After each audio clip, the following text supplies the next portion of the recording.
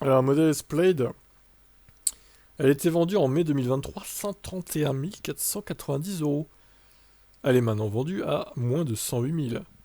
La baisse est folle, hein, quand même.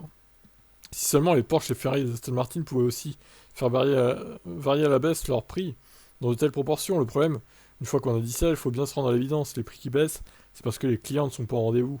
Et pour les séduire, pas d'autre choix que de rogner sur leur marge. Même sans, mais sans même grimper dans les signes de l'automobile de prestige, les constructeurs allemands premium positionnent leurs véhicules puisqu'ils n'y touchent plus que dans d'infimes proportions. Tesla est piégé par sa politique de commercial illisible qui fait peur aux clients potentiels et qui apporte la qualité intrinsèque du produit. On n'achète pas une voiture à plus de 100 000 euros comme on le ferait d'un filet de patates. Effectivement. Bon, après, vu les perfs, quand même, pour 108 000 euros, c'est pas hyper cher, hein. Elle fait 1000 chevaux la bagnole quand même, hein, on le rappelle, hein. C'est juste délirant, quoi.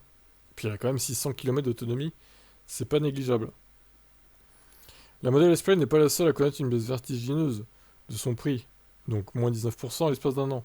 La version d'appel dual moteur est passée de 106 490 à 92 990 euros, une remise de 13 500 euros, 12,7% en moins. Le 12 avril 2024, au prix de cette version, le prix de cette version était encore de 94 990, soit 2000 euros de baisse, sans aucune communication de la part de Tesla.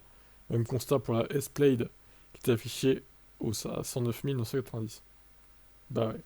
Donc ceux qui ont acheté la modèle S-Plaid l'année dernière au même moment, bah, ils se retrouvent avec plus de 20 000 balles déjà de perte, plus la valeur de la voiture elle-même qui a perdu en un an. Ça pique hein, pour la revente. Encore une fois, les modèles S, waouh. Quel est votre avis, vous?